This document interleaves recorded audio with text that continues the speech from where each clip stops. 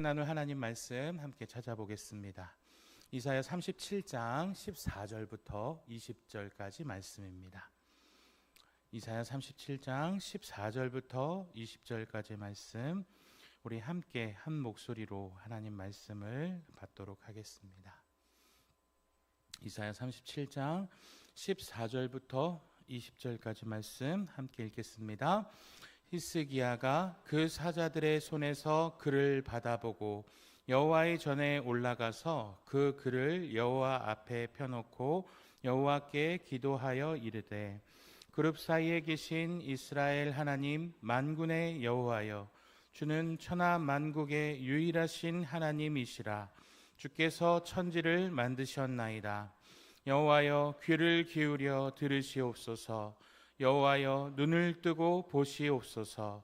사내립이 사람을 보내어 살아 계시는 하나님을 회방한 모든 말을 들으시옵소서. 여호와여, 아수르 왕들이 과연 열국과 그들의 땅을 황폐하게 하였고 그들의 신들을 불에 던졌사오나 그들은 신이 아니라 사람의 손으로 만든 것일 뿐이요 나무와 돌이라. 그러므로 멸망을 당하였나이다. 우리 하나님 여호와여, 이제 우리를 그의 손에서 구원하사 천하 만국이 주만이 여호와이신 줄을 알게 하옵소서 하니라. 아멘. 여러분, 역사 좋아하십니까?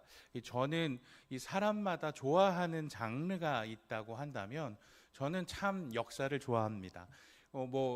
그렇다고 해서 제가 이렇게 성적을 따질 때 역사 성적이 좋았느냐, 그런 건 전혀 아닌데, 저는 그 역사 중에서도 그런 거 있잖아요.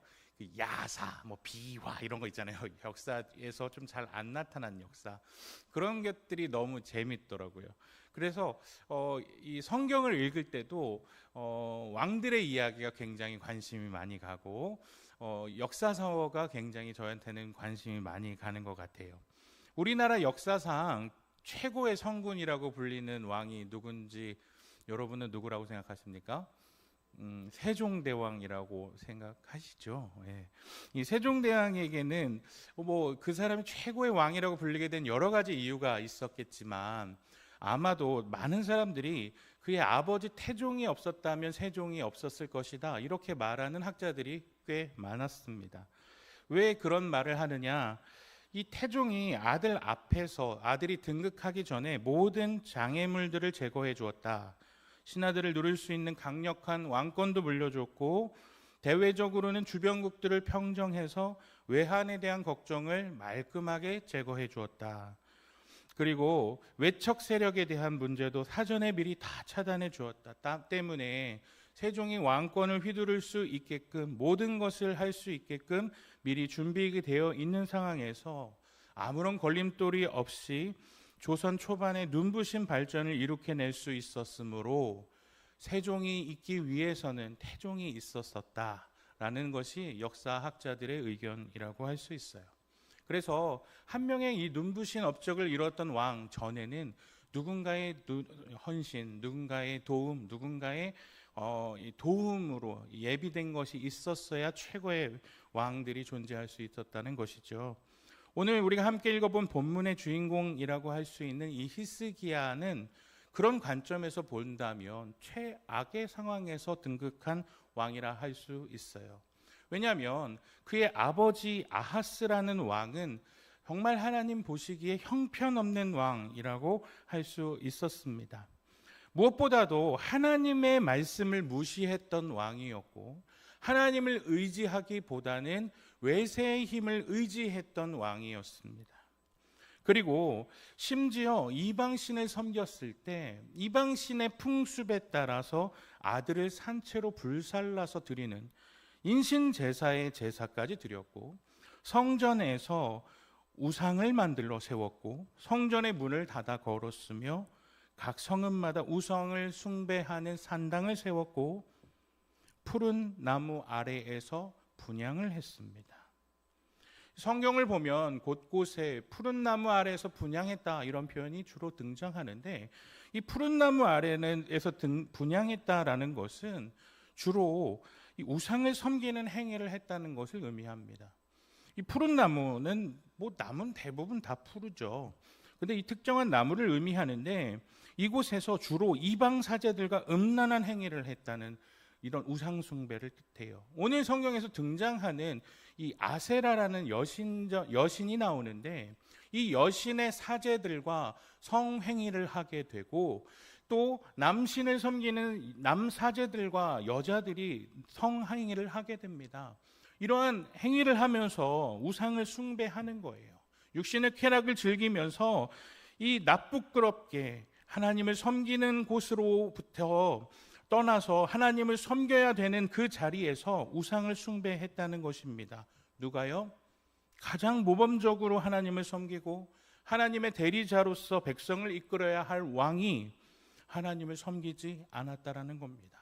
그러니까 영적으로는 가장 타락한 시기, 가장 막장 중에 막장인 시기에 누가 등장한 것입니까?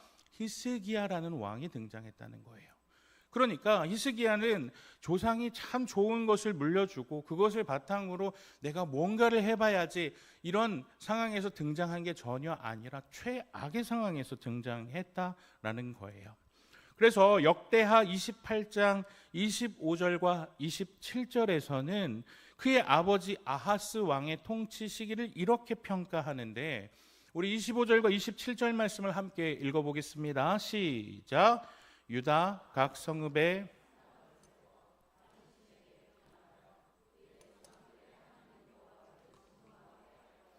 27절 아하스가 그의 조상들과 함께 누우며 이스라엘 왕들의 묘실에 들이지 아니하고 예루살렘 성에 장사하였더라.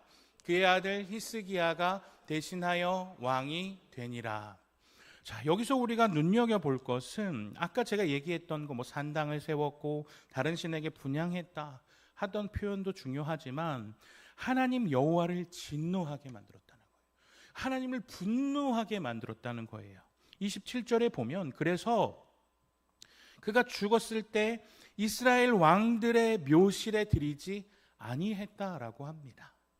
쉽게 말하면 이스라엘의 왕들은 다 죽으면 한 무덤에 묻혔어요. 그 조상이 죽으면 그곳에 놓고 다 시체가 썩으면 그 시체를 줄여서 그 묘 한쪽에 놓고 온 가족이 함께 모이는 곳입니다. 근데 왕들이 죽으면 한쪽 묘실에 모여드려야 되는데 아하스는 그 묘실에 들어가지 못했습니다.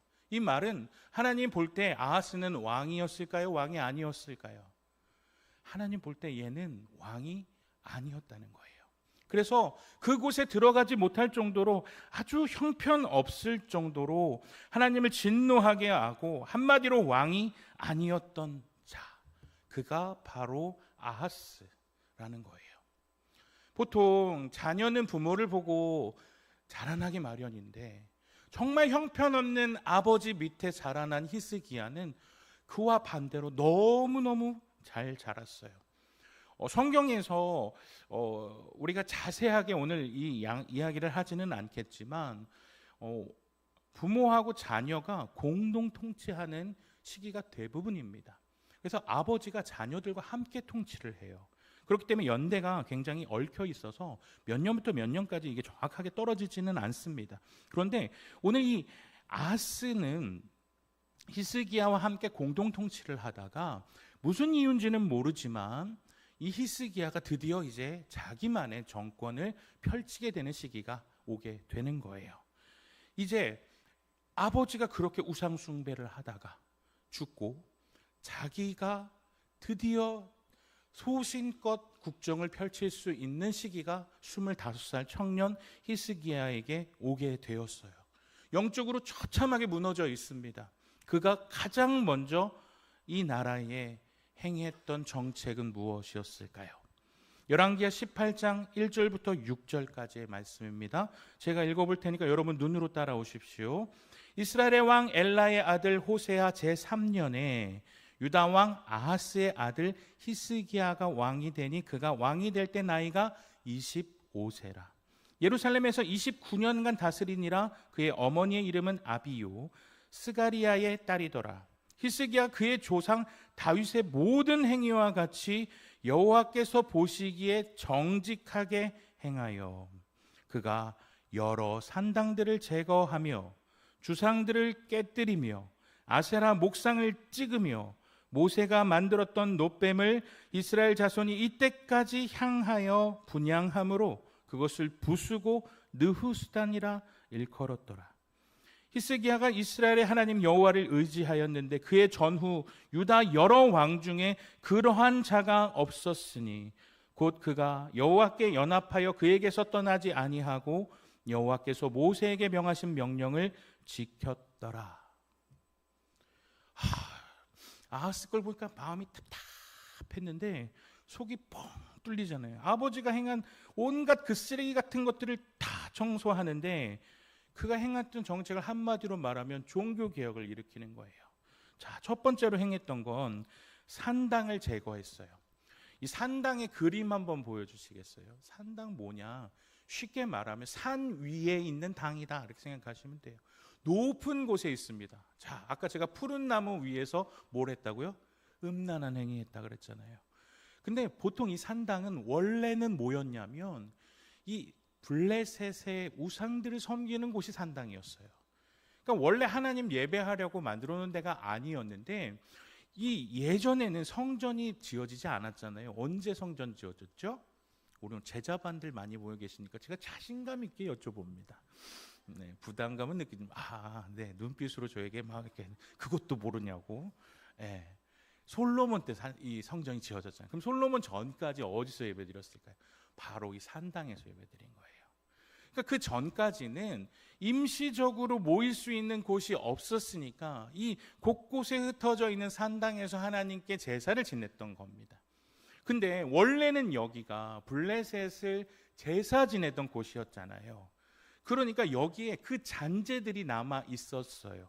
근데 이제 솔로몬이 성전 짓고 성전이 나오게 되면서 이제 성전에 모여서 예배를 드려야 하는데 이 산당들을 폐하지 못하고 있는 거죠. 없애려고 하니까 저기 김포에 살고 있는 김 씨가 아유, 거기 성전까지 수원까지 어떻게 와? 다리 아파 못 가겠어. 그냥 나는 여기서 예배 드릴게. 이런 사람들이 없었을까요?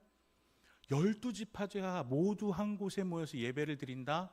얼마나 은혜롭고 좋았겠냐마는 우리의 현실이 되어진다고 생각해 보십시오. 주일날 예배 한번 드리려고 50km를 걸어간다고 생각해 보세요. 뭐 교통이 편리합니까? 뭐 주차가 편리합니까? 그건 난리인 거예요. 그러니까 그 산당 원래 있던 거 활용합시다. 이렇게 됐던 거죠.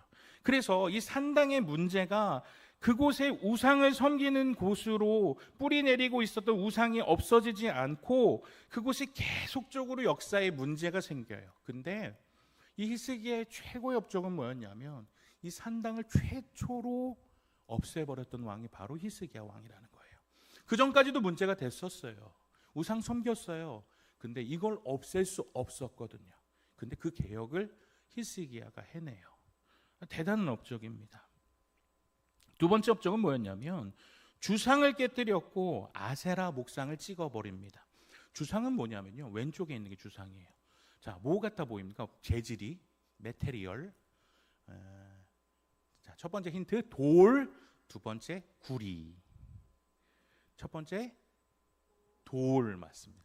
돌로 생긴 기념석이에요. 이 돌 안에 뭐 글씨 같은 게 조그맣게 새겨져 있죠. 눈이 우리 시력이 좋으신 구혜경 권사님, 그죠? 뭐라고 써 있냐면 우상에 대한 내용들이 써 있어요. 그러니까 우상을 기념하는 내용들이 써 있는 것이 바로 이 주상이라는 단어예요. 마체벳이라는 단어인데 아마도 이 당시 우상을 섬기는 문화와 관련된 내용이라고 써 있을 거예요. 학자들은 추론하는데 이것들하고 또 무엇을 문제로 됐냐면 오른쪽에 있는 이 아세라신. 이 아세라신은 옆에 자세하게 제가 그림을 묘사하지는 않겠지만 여인의 이 젖가슴 근처에 사람들이 놀고 있어요. 풍요의 여신이라고 얘기하지만 이 음란한 행위를 가지고 그것이 다산하고 음란한 제의를 통해서 비가 내린다고 여겼습니다. 이것이 후에 바알과 아세라로 이런 개념으로 계속 변질돼요. 히스기야 왕은 풍요 그리고 이것이 우리에게 좋은 영향을 준다고 여겼던 이 주상과 아세라 목상을 깨부시고 찍어 버립니다. 왜요? 하나님이 그렇게 하지 말라고 했거든요. 게다가 여기서 정확하게 성경에 나오진 않았지만 이 주상과 아세라는 자기 아버지가 세운 거예요. 아버지 업적을 아들이 무너뜨리는 거예요. 왜요? 하나님의 말씀대로 하지 않았으니까. 그렇더라도 하나님이 원하지 않으니까 기념을 주고 풍요를 준다고 여겼던 아버지 업적이라도 찍어내고 부셔버리는 게 히스기야의 개혁이었어요. 그리고 세 번째로 했던 업적이 뭐였냐면 모세의 놋뱀을 부셔버립니다. 자, 모세의 놋뱀은 어떤 때 나옵니까? 하나님께 거역하니까 하나님 불뱀을 보내서 심판하니까 하나님께서 놋뱀을 달라 이렇게 얘기했잖아요. 이 놋뱀이 아직까지 남아 있었던 거예요. 근데 이 놋뱀이 사람들이 생각할 때 사람들의 병을 고쳐준다고 생각하는 하나의 우상이 되어 있던 거죠. 아무리 좋은 역사적인 유물이라 할지라도, 의미가 좋다 할지라도 이것조차 사람들의 숭배의 대상, 하나님께 돌아가야 할 영광을 가로채고 있다면 이것조차 어떻게 해야 돼요? 부셔버려야 되는 거예요. 이 사람은 뭐가 중요한지를 아는 사람인 거예요. 그러니까 저희 입장에서 조금 아쉽죠. 역사적 유물이잖아요. 저 실제로 보고 싶은데 이 이스라엘 그 느보산 가보면 실제로 저기 이건 약간 사담입니다. 그냥 제 키보다 더 큰 이 놋뱀을 만들어 놨어요. 와, 엄청 크잖아요. 그걸 그럼 생각했거든요. 저는 야, 저렇게 큰 걸 들고 이스라엘 전진을 돌아다니면서 저거 보면 산다고 막 얘기하고 돌아다니려면 저거 대단히 컸을 거다. 근데 이스라엘 박물관 가서 발견되는 놋뱀은 제 손가락만 해요. 왜 놋뱀이 이렇게 작을까요? 핸드폰 골이 클까요? 작을까요? 그럼 어떤 의미일까요? 갖고 다니는 거예요. 왜요? 병 낫게 해주니까. 이스라엘 후반기로 갈수록 이 놋뱀이 자기를 보호해주고 자기를 낫게 해주는 거로 변질됐다는 거예요. 그러니까 처음에는 컸겠죠. 어느 정도 컸으니까 보겠죠. 근데 이게 점점 우상이 돼버리는 거예요. 근데 히스기야는 필요 없어. 부셔버립니다. 얼마나 멋진 왕입니까? 근데 안타까운 점은 뭐냐면 주변국과 주변 국제 정서가 유다라는 나라와 히스기야라는 왕에게 있어서 녹록지 않은 상황이었다는 게 참 안타까운 상황이라는 거예요. 지도를 하나 볼 텐데 이 히스기야가 본격적으로 자신의 정치를 할 때가 어떤 상황이었냐면 아수르가 침공을 해와서 북이스라엘을 공격하고 그리고 3년 만에 북이스라엘이 멸망해 버리게 됩니다. 그러니까 자기 형제국이었잖아요. 친하진 않았어요. 악한 왕들이 너무 많았으니까. 그런데 어쨌거나 그나마 이 자기의 완충 역할을 해주던 북이스라엘이 멸망해 버렸습니다. 히스기야는 위기감을 느꼈고 자기와 그 밑에 있었던 블레셋까지 국경선을 확장하기 위해서 블레셋을 공격해서 거리를 넓혀요. 그러니까 아수르는 어떻게 합니까? 저놈들 가만두면 안 되겠네. 그리고 드디어 화살을 유다를 향해서 공격해 들어오기 시작해요. 이제 히스기야에게 있어서 가장 큰 문제, 가장 큰 어려움이 닥쳐오게 되는데 유다를 하나씩 성을 무너뜨리면서 이 강대국 아수르, 이 세계 역사사에서는 아수시리아라는 강대국이 공격해 들어옵니다. 이 왕이 랍사게라는 사람을 보내서 공격하게 되는데 여기서 이 랍사게라는 사람이 많이 등장하는데 이 랍사게는 무슨 뜻을 갖고 있냐면 관원들의 우두머리 이런 뜻을 갖고 있어요. 그러니까 사람 이름이라기보다는 관직명이라고 보는 것이 좋습니다. 그래서 영어 성경 NIV 성경을 보면 이 랍사게를 뭐라고 번역했냐면 필드 커맨더라고 번역해요. 야전사령관 이렇게 번역합니다. 그러니까 은경표가 아니라 야전사령관 이렇게 번역하는 거죠. 그러니까 이 랍사게라는 이 사령관이 쳐들어와서 자기들 코앞에 예루살렘 성 코앞에 있는 성까지 다 점령하고 나서 이렇게 히스기야 왕에게 얘기하는 거예요. 이사야 36장 4절과 5절 말씀입니다. 랍사게가 그들에게 이르되 이제 히스기야에게 말하라. 대왕 아수르 왕이 이같이 말씀하시기를 내가 믿는 바 그 믿는 것이 무엇이냐. 내가 말하노니 내가 속히 싸울 계략과 용맹이 있노라 함은 입술에 붙은 말뿐이니라. 내가 이제 누구를 믿고 나를 반역하느냐. 쉽게 말하면, 야, 우리나라가 얼마나 센 줄 알아? 다른 나라 우리한테 다 까불다가 다 망했어. 야, 니네 싸움 잘한다고? 우리랑 붙어볼래? 까불면 니네 다 죽어. 한마디로 제가 속되게 표현했지만 이 얘기인 거예요. 그러면서 이 이스라엘 백성들을 흔들어대기 시작합니다. 뭐라고 흔들어대냐면, 야, 너희들 도와줄 나라는 하나도 없어. 이집트가 너희들 도와줄 것 같아? 이집트는 상한 갈대 지팡이 같아. 그러니까 이집트 붙잡으면 그 갈대에 너희 손가락 찔릴 뿐이야. 너희들 이집트를 믿지 마라. 너희 군사력은 형편없다. 너희한테 말을 2,000피를 줘봤자 너희들 그 말 타고 싸울 군인이나 있냐? 무시를 하고, 너희 하나님의 성전, 히스기야가 산당을 다 무너뜨려서 성전 밖에 기도할 때밖에 없게 만들었어. 야, 니네 히스기야 왕 때문에 이 지경이 된 거야. 이렇게 말하면서, 야, 너네 하나님도 믿지 마. 하나님 계셨으면 우리를 침공하지 못하게 했었어야지. 지금 너희 상황이 중요한 요새 다 뺏기고 이제 너네 예루살렘 하나 남았다. 하나님도 무시해버립니다. 그리고 나서 이렇게 회유해요. 우리와 평화 조약을 맺으면 우리와 행복하게 잘 지낼 수 있어. 그러니까 우리가 좋은 말로 할 때 행복하지 않으면 너네 다른 나라처럼 된다? 이렇게 얘기합니다. 쉽게 얘기하면 기만하고 무시하고 갈라치게 하고 하나님을 믿지 못하게 만들고 회유하고 자기만 따르라고 말하는 거예요. 이 말을 듣고 히스기야의 충성스러운 3명의 신하가 너무나도 열이 받는 거죠. 그래서 이 말을 하는 랍사게한테 이 백성들이 듣고 상처를 받을까 봐 이렇게 얘기하는 거예요. 야, 우리나라 말로 하지 말고 우리가 영어가 좀 되잖아. 니네 영어로 얘기하자. 쉽게 말하면 니네 나라 말로 얘기하자. 이렇게 얘기한 거예요.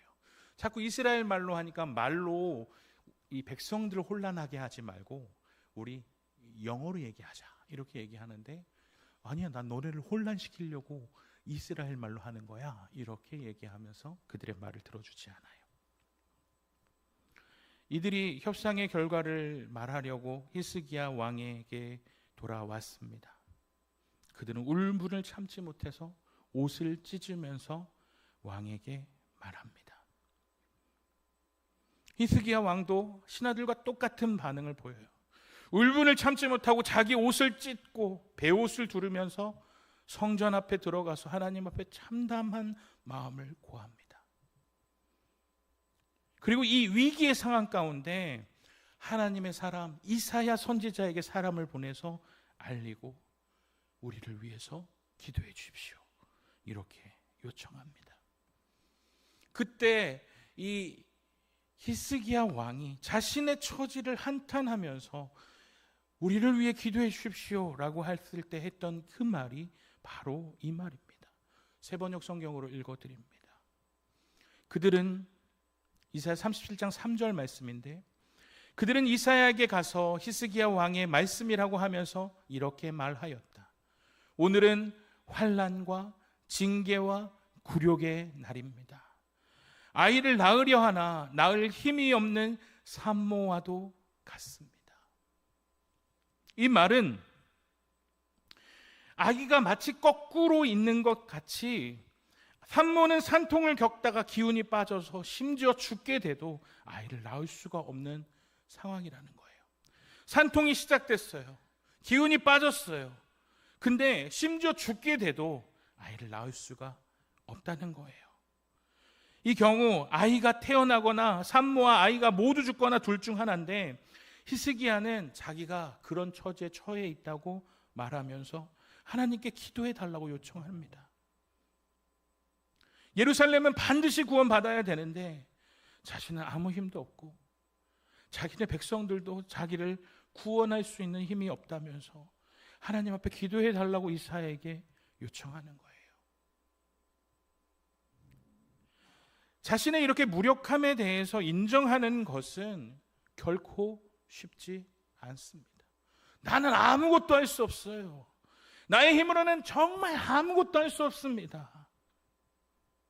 약간의 도움만 있으면 우리는 할 수 있어요 라고 말하는 게 보통의 사람의 모습인데, 그런 나에게 어떠한 힘만 있으면 내가 해결할 수 있어요 라는 것은 교만입니다. 이러한 교만은 하나님이 우리에게 주실 것들을 끊어버려요. 우리 자신이 하나님의 도움 없이는 아무것도 할 수 없는 완전한 파산 상태, 나의 힘으로는 아무것도 할 수 없는 전적인 무능력 상태라는 것을 인정할 때 우리는 비로소 하나님이 베푸시는 것을 받을 수 있어요. 히스기야 왕이 한 일이 바로 그런 일이에요. 하나님, 우리는 아이를 낳고 싶지만 아무것도 할 수 없는 전적인 무능력한 상태예요. 하나님이 살려주시지 않으면 아이를 낳을 수도 없고, 하나님이 살려주시지 않으면 죽을 수밖에 없는 상태입니다. 하나님, 하나님도 저 교만한 랍사게의 말을 들으셨을 거예요. 하나님, 우리를 어떻게 하면 좋을까요?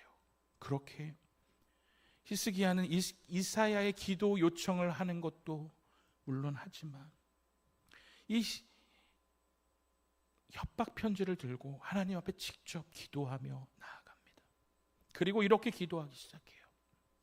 하나님, 당신은 오직 한 분이신 하나님이고 세상을 만드신 분이십니다. 그 살아계신 하나님을 모욕한 저 아수르의 사네립 왕의 망언을 잊지 말아 주십시오. 그런데 하나님, 정말 저들의 말처럼 모든 나라의 땅을 아수르가 짓밟았고 여러 민족의 신들을 다 태워버렸습니다. 그들의 신은 나무와 돌로 만든 것들이기 때문에 아수르 왕의 칼에 의해서, 불에 의해서 멸망할 수밖에 없었습니다. 하지만 하나님, 이제 우리를 그의 손에서 구원하사 천하 만국이 주만이 여호와이신 줄을 알게 하옵소서. 그렇게 하나님 앞에 간구하며 나아갑니다.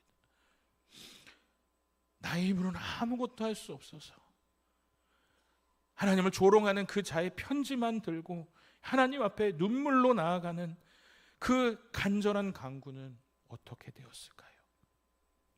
하나님은 이사야 선지자를 통해서 답을 들려주세요. 하나님은 첫 번째로 내가 너의 간구를 듣는다, 듣고 있다 말씀하십니다. 이사야 37장 21절 말씀을 새번역 성경으로 번역했는데 함께 읽어보도록 하겠습니다. 시작. 아모스의 아들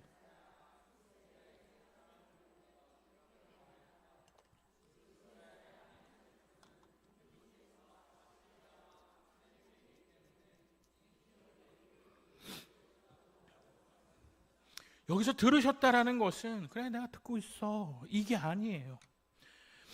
아셨다라는 거예요. 하나님은 어떠한 움직임이 없는 것 같아 보여도 하나님은 알고 계셔요.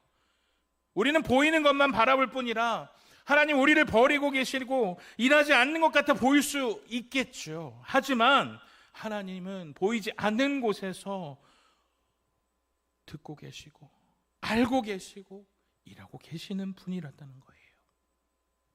그래서 그 하나님이 일하고 계시는 것을 우리는 보게 될 것입니다.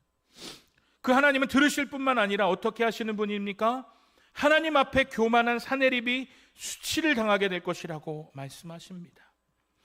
28절과 29절 말씀 함께 읽어보도록 하겠습니다. 시작. 나는 다 알고 있다. 내가 앉고 서는 것, 내가 나가고 들어오는 것, 내가 나에게 분노를 품고 있는 것도 나는 다 알고 있다. 내가 나에게 품고 있는 분노와 오만을 이미 오래전에 내가 직접 들었기에 내가 너의 코를 갈고리로 꿰고 너의 입에 재갈을 물려 내가 왔던 그 길로 너를 되돌아가게 하겠다. 사내립 왕에게 이렇게 선언하셨어요. 내가 너의 교만을 알고 있다. 그리고 너의 코를 입에 재갈을 물리고 네가 돌아왔던 길로 다시 돌아가게 너의 코를 다시 한번 돌려보내게 만들겠다. 참혹하고 수치스럽게 만들어 버리겠다. 그러니 히스기야야 용기를 내라 말씀하십니다. 그리고 하나님 마지막으로 유다를 구원하실 것이라고 말씀합니다. 31절과 32절 말씀 같이 읽어보겠습니다. 시작. 유다 족속 중에 피하여 남은 자는 다시 아래로 뿌리를 받고 위로 열매를 맺으리니 이는 남은 자가 예루살렘에서 나오며 피하는 자가 시온산에서 나올 것임이라. 만군의 여호와의 열심히 이를 이루시리이다. 아멘. 피하여 남은 자가 수확한 열매를 먹는다는 것은 다시 뿌리를 내리고 다시 정상적인 삶으로 복귀한다는 것을 말해요. 이제 예루살렘은 아수르를 물리치고 정상의 삶을 회복하게 될 것입니다. 그것은 그들의 수고, 노력으로 얻어지는 것이 아니라 만군의 하나님 여호와의 열심으로 얻게 될 것이라고 말씀합니다. 결국 여호와께서 그들을 구원하시겠다 말씀하시는 거죠. 이렇게 하나님께서 이사야를 통해서 하신 이 예언의 말씀이 이루어지는 것은 아주 짧고 아주 간결하게 이루어집니다. 36절 말씀입니다. 여호와의 사자가 나가서 아수르 진중에서 18만 5천인을 쳤으므로 아침에 일찍이 일어나 본즉 시체뿐이라. 하나님이 그들을 치셨어요. 죽은 자는 18만 5천 명입니다. 이곳에 대해서 지진이 일어났건 그리고 전염병이 일어났건 그리고 유황불이 떨어졌건 어떤 방법인지 정확하게는 알 수 없어요. 하지만 그들은 하나님의 심판을 받게 됩니다. 뿐만 아닙니다. 역사 뒤에서 일하시는 하나님이 교만한 사내립을 치셔서 그를 죽이셨어요. 38절 말씀입니다. 자기 신 니스록의 신전에서 경배할 때에 그의 아들 아드람멜렉과 사레셀이 그를 칼로 죽이고 아라랏 땅으로 도망하였으므로 그의 아들 에셀핫돈이 이어 왕이 되니라. 아들의 반역으로 사내립은 사망하게 됩니다. 칼에 찔리게 되죠. 언제 그는 칼에 찔립니까? 자기 신 니스록의 신전에서 경배할 때 사망합니다. 이를 통해서 하나님이 보여주시는 것은 그의 신도, 그도 하나님보다 앞설 수 없다는 것. 그의 신은 결코 하나님보다 앞서지 않는다는 것을 보여주시고 그 왕도 하나님보다 앞설 수 없다는 것을 보여주셨어요. 누구에게요?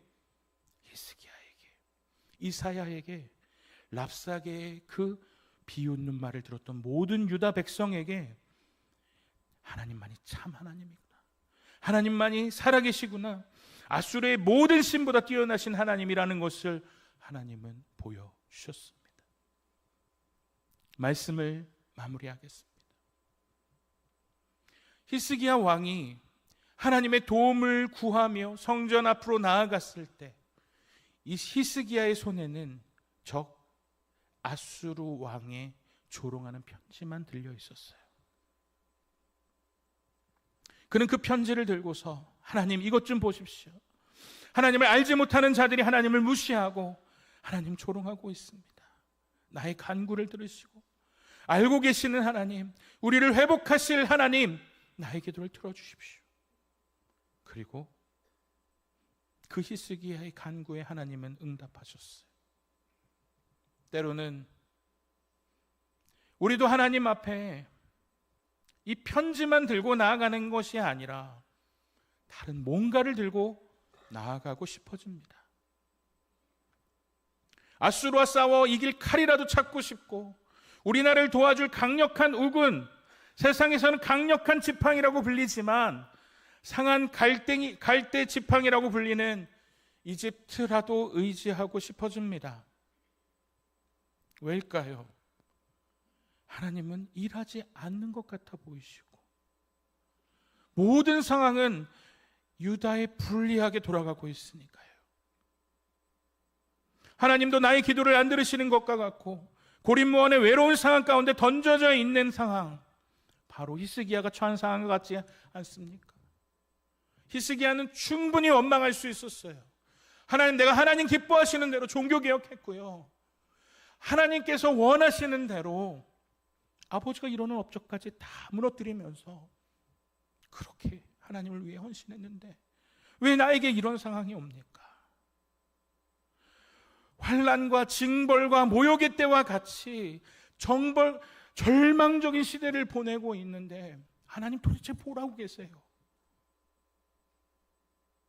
때로는 우리에게 이러한 상황이 찾아오고는 합니다.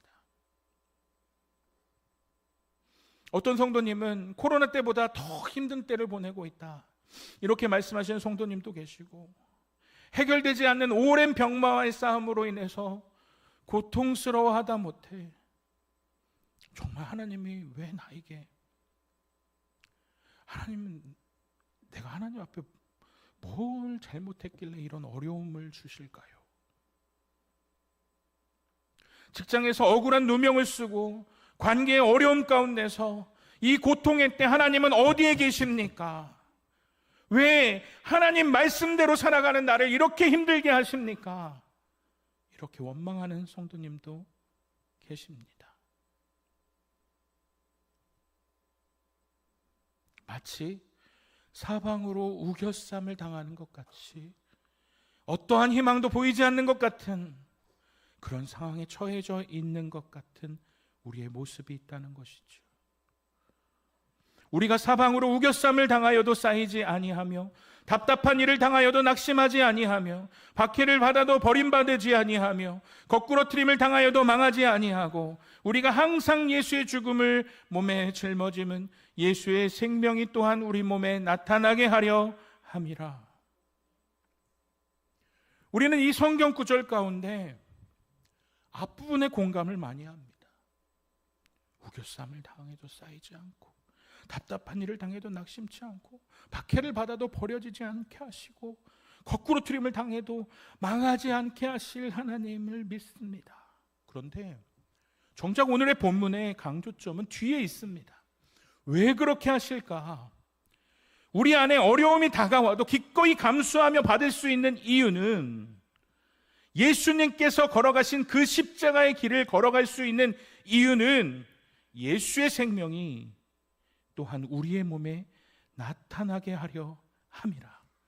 우리를 통해 예수 그리스도가 드러나게 하기 위해서 그렇게 하시겠다 약속하신다는 것입니다.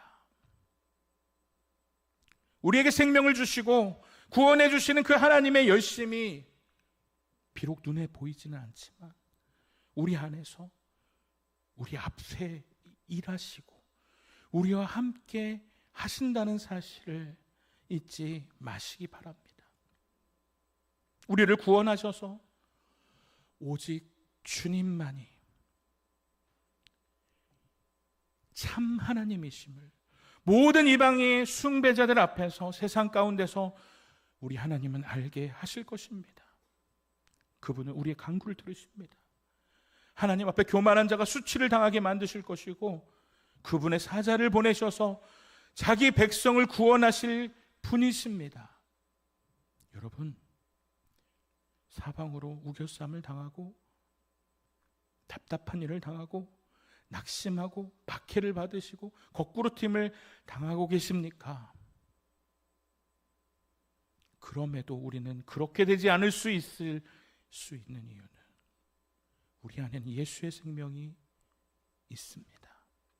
우리를 통해서 하나님께서 그분의 하나님 되심을 드러내실 것이기 때문입니다. 믿음으로 고통스럽고 때로는 안개 속을 걷는 것 같이 지금은 막막하게 길을 걸어가고 계십니까? 손에 사내립의 편지만 있는 것 같아 보이십니까? 세상이 우리를 기만하고 무시하고 회유하고 갖가지 방법으로 여러분을 공격하고 있습니까? 여러분 안에 예수의 생명이 있음을 기억하시고 주님의 손만 붙잡으십시오. 승리를 주실 주님을 신뢰하면서 주님이 걸어가셨던 그 길, 생명의 길을 기쁘게 걸어가면서 우리를 승리하게 하실 주님만 의지하십시오. 그것이 우리에게 고난을 주시고 어려움 가운데서 승리를 예비하실 주님의 뜻입니다. 우리 이 시간 함께 찬양하면서 말씀 가운데 주실 은혜를 마음판에 새기며 다짐하며 나아가기 원합니다. 이 찬양의 가사를 묵상하시면서 때로는 안개 속에 있는 것 같고 앗수르가 우리를 비난하는 것 같고 길을 잃고 쓰러져 가고 있는 것 같지만 그럼에도 생명의 주님의 손 붙잡고 내가 주님이 걸어가셨던 예수 그리스도와 함께 그 길을 걸어가겠습니다. 고백하면서 함께 나아가겠습니다.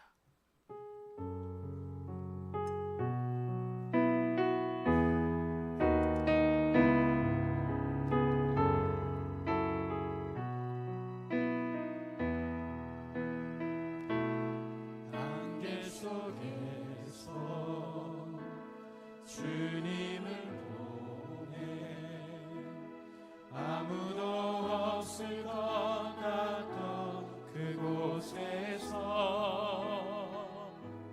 손 내미셔서 나를 부르네 길 잃고 쓰러져 가던 그곳에서 안개 속에서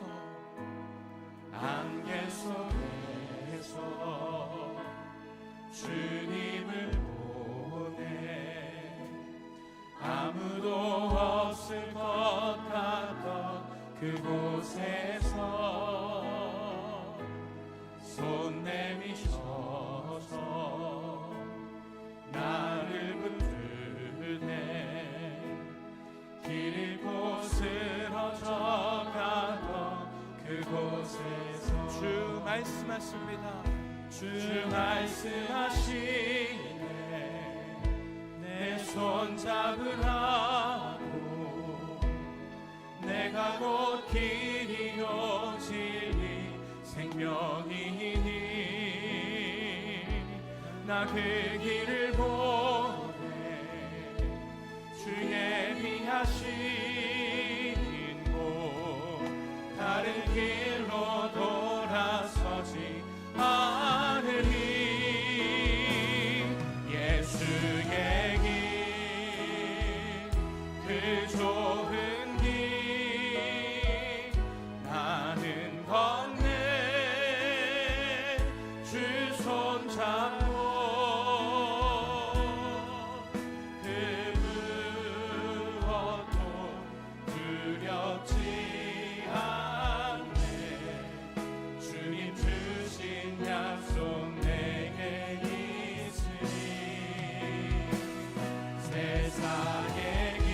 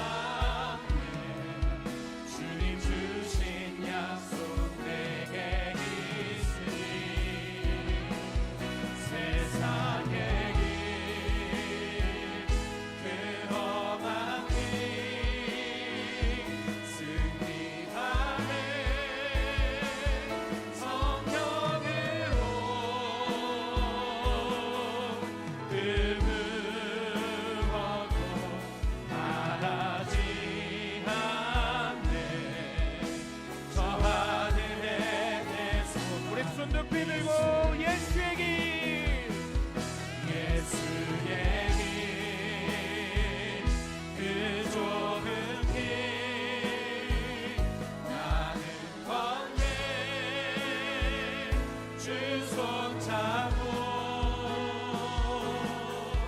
그 무엇도 두렵지 않네 주님 주신 약속 내게 있으니 세상의 길 그 험한 길 승리하네 성령으로 그 무엇도 바라지 않네 저 하늘에 내 소망 있으니. 우리 이 시간 함께 기도할 때 히스기야와 같이 우리 스스로의 무력함을 인정하며 하나님 앞에 나아갑시다.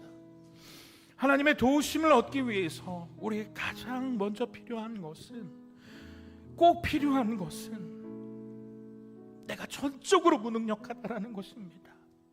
나의 힘으로는 아무것도 할 수 없다는 것이고 내가 스스로 상황을 통제할 수 있다고 믿는 것이 교만하다는 것입니다. 하나님, 우리는 하나님의 도움 없이는 아무것도 할 수 없는 하나님의 은혜가 필요한 자입니다. 우리가 완전히 파산 상태임을 인정하오니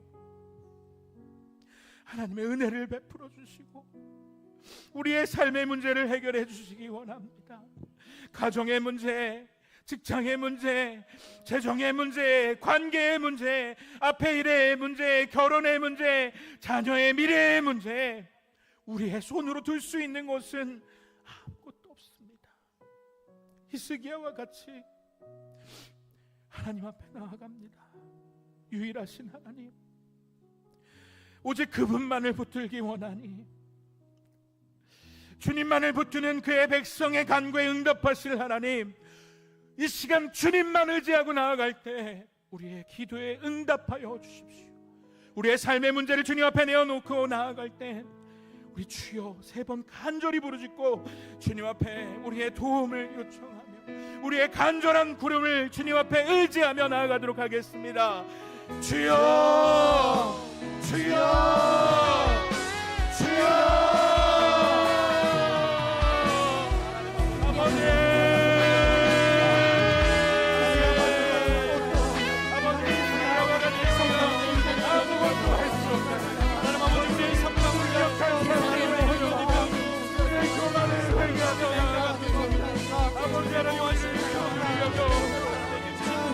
우리의 힘으로 아무것도 해결할 수 없는 전적으로 능력한 자입니다.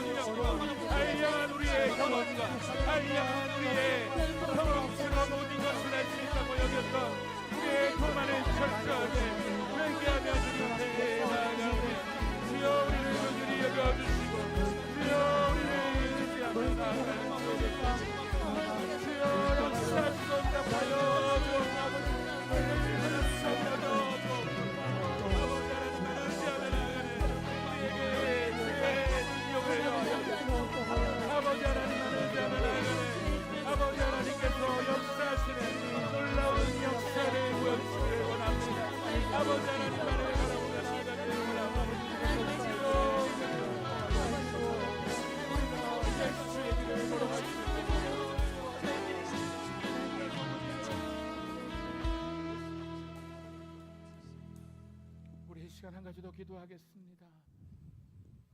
때로는 안개 속을 걷는 것 같이 지금 하나님의 뜻도 모르고 막막하게 그 길을 걸어갈지라도 그 길을 우리 홀로 걷는 것이 아니라 주님이 함께 걸어가고 계신다는 것을 기억하면서 주님과 함께 이 길을 걸어가기 원합니다.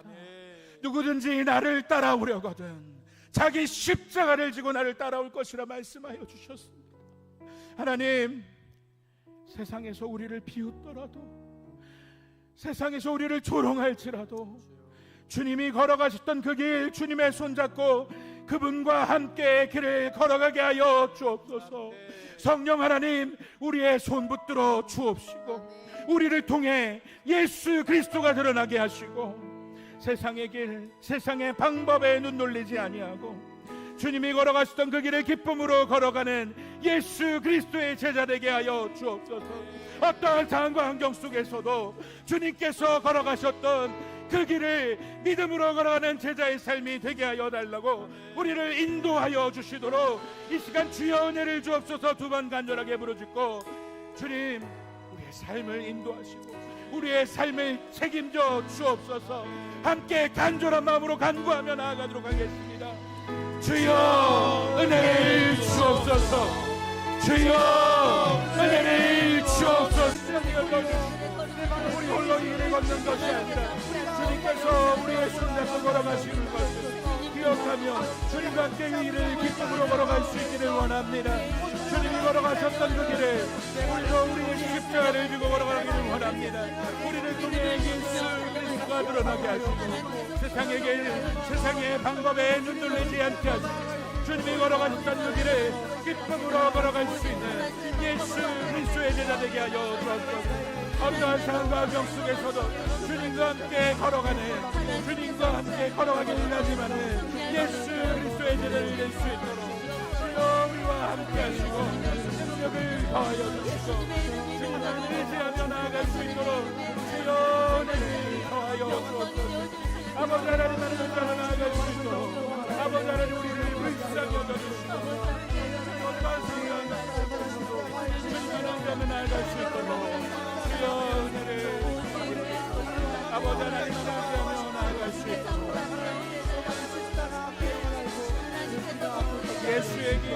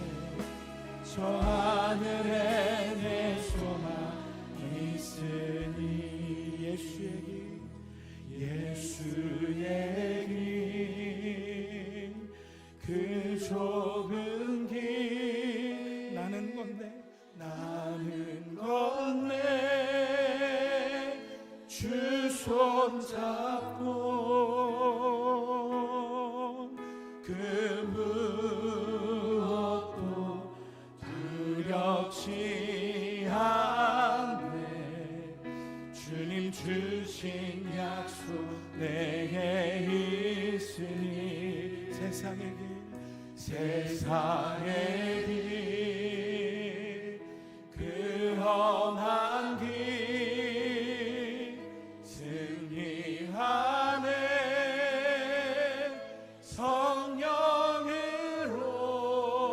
성령으로 그 무엇도 바라지 않네 저 하늘에 내 소망 있으니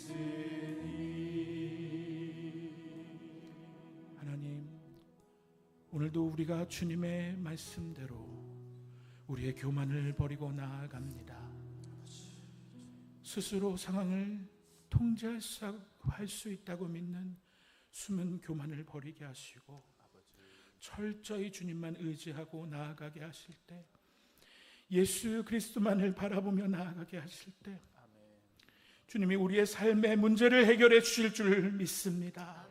때로는 안개 속을 걷는 것과 같이 막막함이 우리를 두렵게 하지만 주님 손 붙잡고 아수르와 같은 세상 가운데서 예수의 제자답게 살아내고 또 승리하는 예수 그리스도의 제자 되게 하옵소서.